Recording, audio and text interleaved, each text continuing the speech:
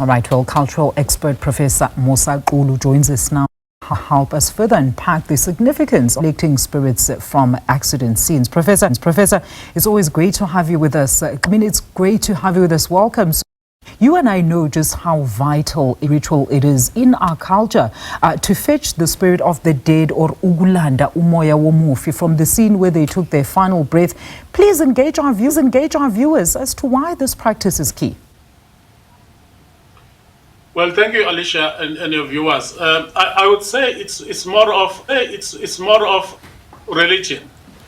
Culture is more on the part of the arts and so on. This is a religious practice because it involves the ancestral spirits. It involves those that have departed. It involves a belief system that says the soul of the dead, especially people who die in road accidents, and of course in tragedies like we saw with Henop's River and the rest. Usually there is an involvement of other spirits that may be reputed to cause accidents and so it is believed that when a person suddenly dies in an accident, the soul does not leave the body. Well, it gets out of the body, but it moves around, waiting for the family to come and fetch it. If the family does not come to fetch it, then the soul, the spirit, becomes very angry, and usually that's why there is a lot of belief that most of the road accidents happen on repeated geographic space along the freeways and highways of our country. Henop's River is very small, compared to other rivers. But there has been so many happenings around that river. And you can say now that there is something untoward. And therefore, the families have to go there as they did today, some of them, maybe all of them, to fetch the spirits. You must also remember, Alicia, that although our brothers and sisters, let's say, report that there's 80% of South Africans who are Christians. They are practicing what is called eclectic religion. It's partly Christian and partly African. Mm-hmm. And what they do, they'll balance both. So what will happen is that maybe even the funerals will be conducted Christianly, but at home and along the way as they travel to Bloemfontein, they talk to the spirits, taking them away so the spirit can go to the graves where they will be buried and rest there.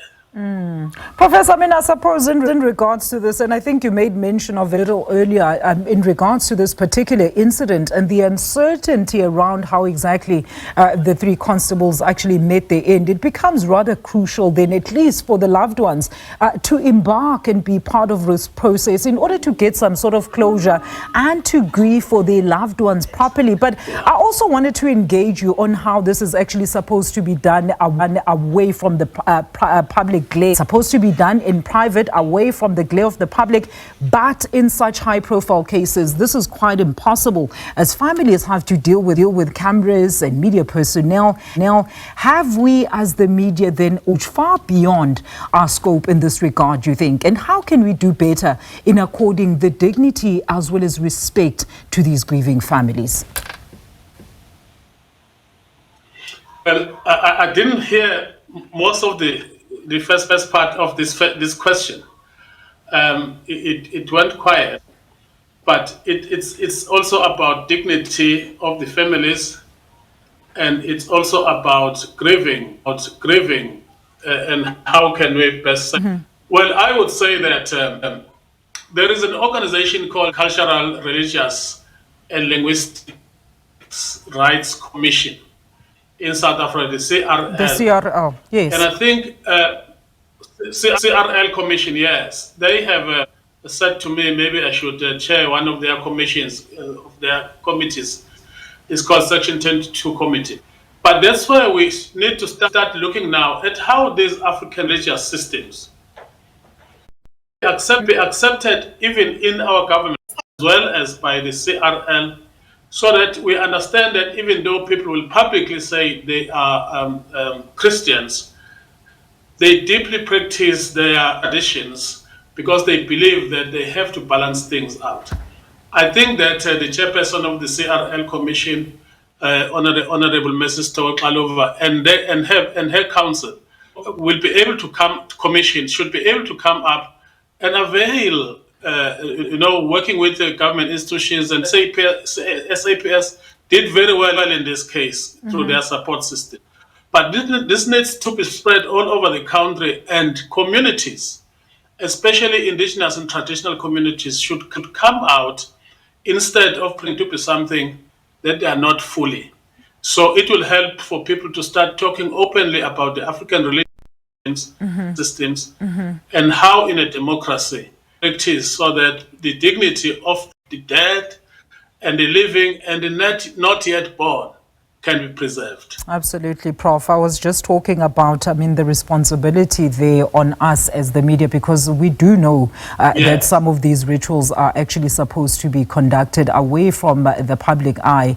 And I was just asking if we as the media are actually encroaching in that where families need to be accorded that. But unfortunately, Prof, we're out of time. Thank you so much, as always, for engaging with us. That was cultural expert Musa Xulu. They just talking about the old age traditional practice there of fetching the spirits of the departed from the scene where they lost their lives. And this, as we saw with the families of the 3 police constables early this morning.